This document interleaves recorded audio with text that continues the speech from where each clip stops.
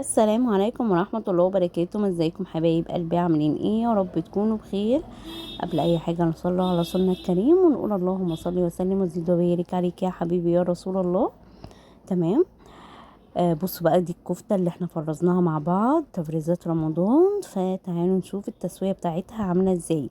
بصوا انا الاكلة دي يعني بصوا مش عاملة غير يعني كفتة وسلطة طحينة وسمبوسة وشيبسي وفقط لا غير. بس انا فاتحة الفيديو علشان خاطر اوريكم التسوية بتاعت الكفتة كانت عاملة ازاي، ولا حطيت لها معلقة بقسماط ولا حطيت لها اي حاجة، وطلعت معايا زي الفل وكان طعمها خطير. هي مجمدة كده، فككتها كده من الكيس علشان خاطر اعرف امسكها واتملك منها حلو جدا. تمام. هحطهم كده بقى ايه، هقسمهم على صينيتين، ومش دهن الصينية اي حاجة لان انا مصبعاها بمادة دهنية، حاطة زيت. تمام.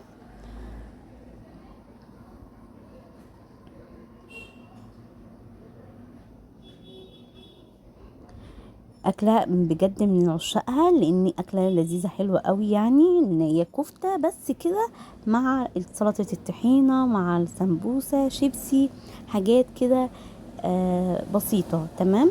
تعالوا بقى كده نشوف هنعمل السمبوسه. جبت السمبوسه اهو.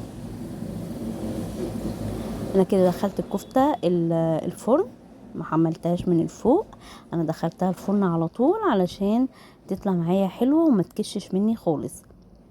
بس هتكش بقى ايه، كشه بسيطه كده يعني. بس الحمد لله ما كشتش مني قوي يعني. في بقى ناس بتعمل صباع الكفته وتلاقيه بقى بعد كده تلاقيه ايه قد العصفوره. بصوا السمبوسه بجيبها كده عكس عكاس. تمام. وبعد بحشيها جبنه نستو عكس عكاس، بتطلع معايا على شكل مثلث، فبتبقى حلوه قوي. ممكن السمبوسة تحطيها في الفرن برضو، لكن انا هحطها احمرها في الزيت.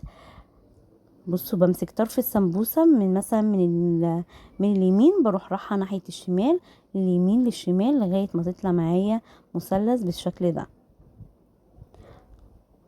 الحشوات دي حاجة بتاعتك انتي، ممكن تحشيها شاورما، ممكن تحشيها لحم مفرومة، ممكن تحشيها ميكس جبن، ممكن تحشيها بسطرمة. الحشوة دي حاجة ترجعلك انتي وبس. ليه انا بقى حشيتها جبنة نستو. انا بحبها بصراحة بالجبن، ما بحبهاش بالاي لحوم ولا اي حاجة، بس هحشيها برضو بلحم مفرومة عشان في اللي بيحبها باللحم مفرومة، فلازم نرضي جميع الاطراف. تمام. فعملتها بالنستو، وعملتها بصوا الكفتة يا سيدي على الجمال. نقلتها بقى كده بعد ما خلاص استوت و يعني بقت كده متمكنة ان انا انقلها واحطها على بعضها، علشان خاطر لما اعمل لها الفحمية تبقى تاخد طعم واحد كده وتبقى حلوة. لونها خطير وما كشتش مني قوي، وشكلها حلو جدا، شكلها شهي قوي يعني. بس دخلتها، بصوا لا ما دخلتهاش، سبتها على البوتاجاز. شايفين طرفها اهو، هو ده. بس واللحمه المفرومه بقى هحشيها برضو.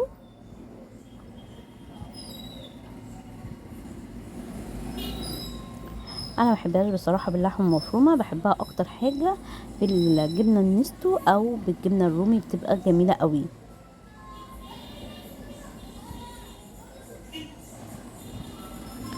بس خلصت بقى كده الحشوات وحطيتهم في كيس عشان خاطر ما تنشفش مني.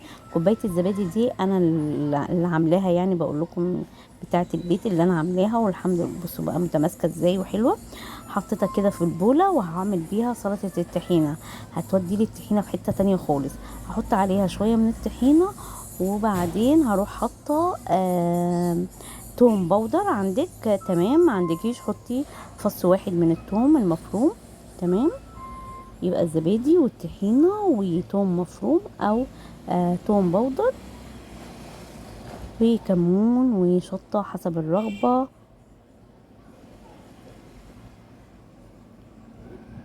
تمام. توم باودر، وهحط الملح، واقلب بقى حلو جدا، وكمان هحط خل تديني لون فاتح كده للطحينة. واضرب بقى حلو جدا كده بالمضرب علشان خاطر ما تكلكعش مني، وهخففها بحبة المية. ويا سيدي بقى لو حطيت لها شوية من البقدونس، يا سيدي على الجمال، احلى سلطة الطحينة في الكون.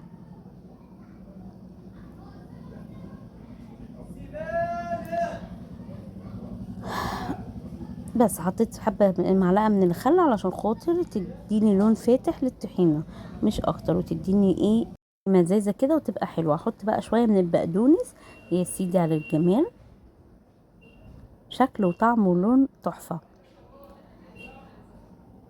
بس كده هروح بقى ايه اغسل ايدي كده سريعا واجيلكم على طول. بصوا مفيش اسرع من الفيديو دوت بجد. بصوا حاجة كده سريعة جدا، وادي الكفتة بتاعتي خلصت. ازوق بقى الطبق بتاعي او السرفيس بتاعي شويه بالبقدونس كده، وافرش الارضيه حلو جدا. الكفته بتحب البقدونس يعني، بتبقى حلوه قوي. بس كده.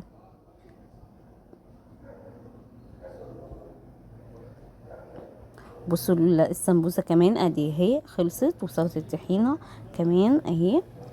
ونزوق بقى الطبق بتاعنا كده ونرصه كده رصه محترمه عشان خاطر العين بتاكل قبل البق. فانا حبيت ان انا افتح الفيديو واوريكم تسويه الكفته ويا رب يكون الوصفه تكون عجبكم. واللي عايز الطريقه يرجع لفيديو التفريزات بتاع الكفته.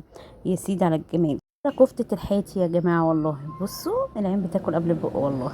وادي السمبوسة بتاعتنا، وادي سلطة الطحينة. ويا رب يكون الفيديو عجبكم. وبصوا الكفتة هشة وجميلة ومش مكتومة. جربوها وقولوا لي رأيكم. استودعكم الله، والسلام عليكم ورحمة الله وبركاته.